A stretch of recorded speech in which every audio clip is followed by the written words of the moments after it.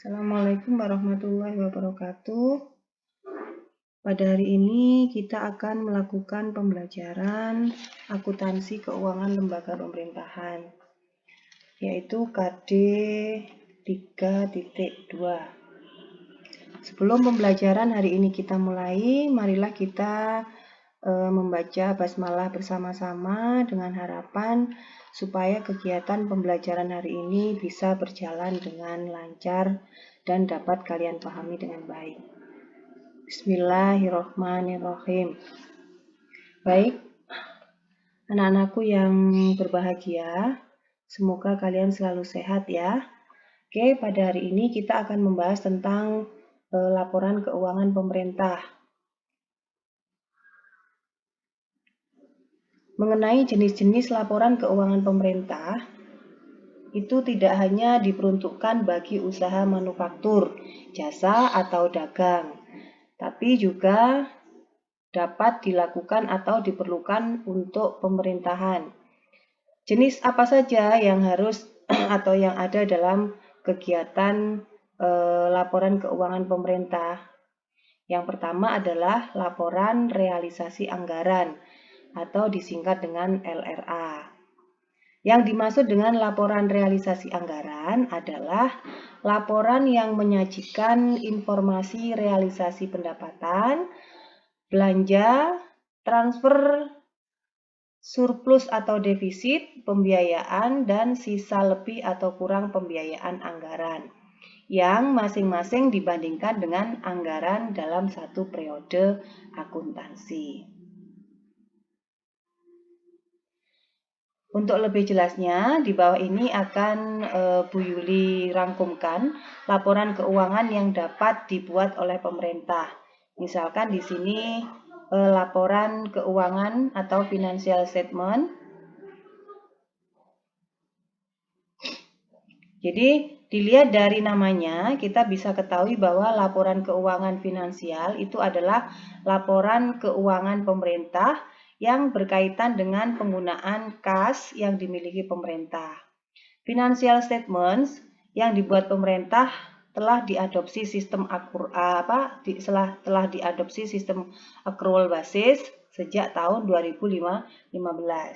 Nah, di sini untuk laporan keuangan pemerintah atau financial statement, yang pertama adalah balance sheet.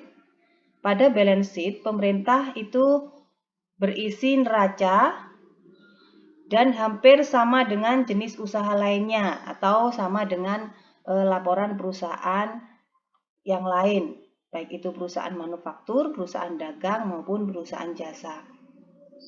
Akun di dalamnya disesuaikan dengan kebutuhan masing-masing lembaga. Yang kedua adalah laporan operasional yang berisi pelaporan atas kegiatan operasional yang mengerjakannya dilakukan oleh pemerintah.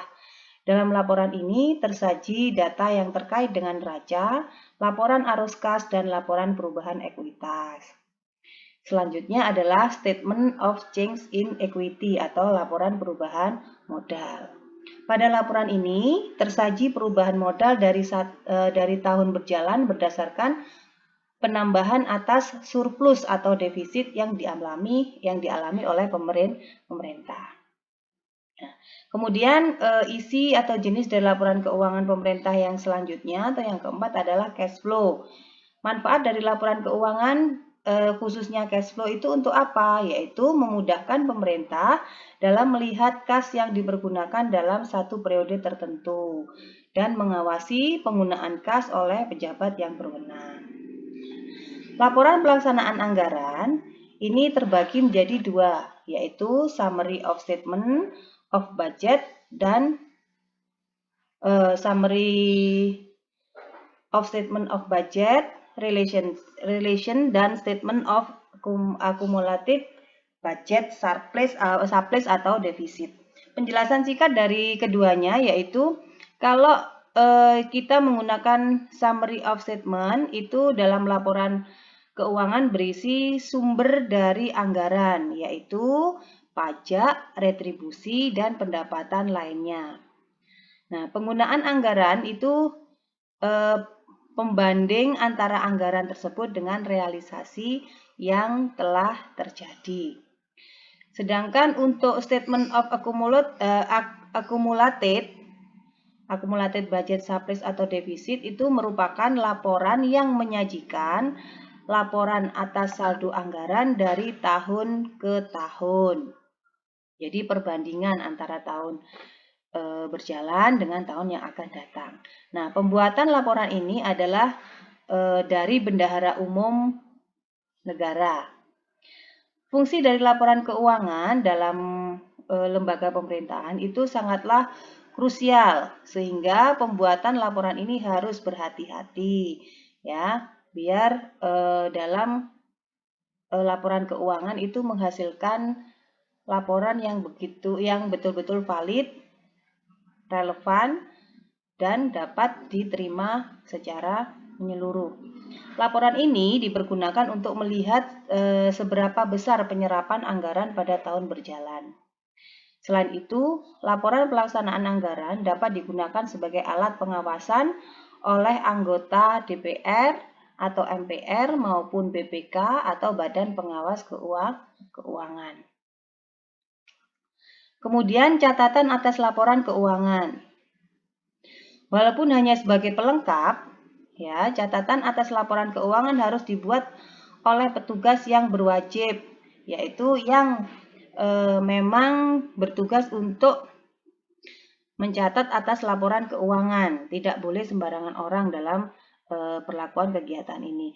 Nah, tujuannya untuk apa? Yaitu supaya terdapat penjelasan yang jelas dan terinci antara pos-pos akun yang disajikan pada laporan finansial atau laporan pelaksanaan anggaran.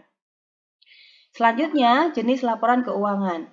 Di atas tadi sudah dibahas, yaitu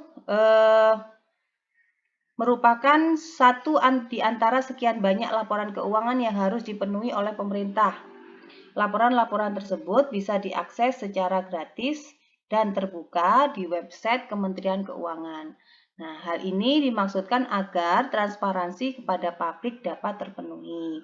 Jadi adanya keterbukaan. Nah, demikian anak-anak untuk materi laporan keuangan pemerintah. Di situ nanti ada PPT yang saya berikan juga, silakan kalian simak ya. Terus kalau misalkan ada yang perlu ditanyakan terkait materi laporan keuangan, silakan kalian tanyakan di kolom komentar. Karena untuk selanjutnya akan saya berikan soal terkait materi yang sudah saya berikan. Oke, bagaimana anak-anak? Cukup jelas ya apa yang sudah saya sampaikan?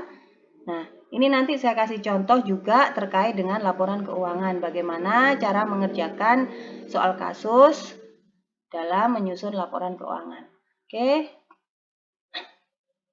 Terima kasih. Sebelum kita akhiri, marilah kita menutup pembelajaran hari ini dengan bacaan hamdalah bersama-sama. Semoga kita semua selalu diberikan kesehatan dan ilmu yang bermanfaat. Amin. Alhamdulillahirabbil alamin. Terima kasih.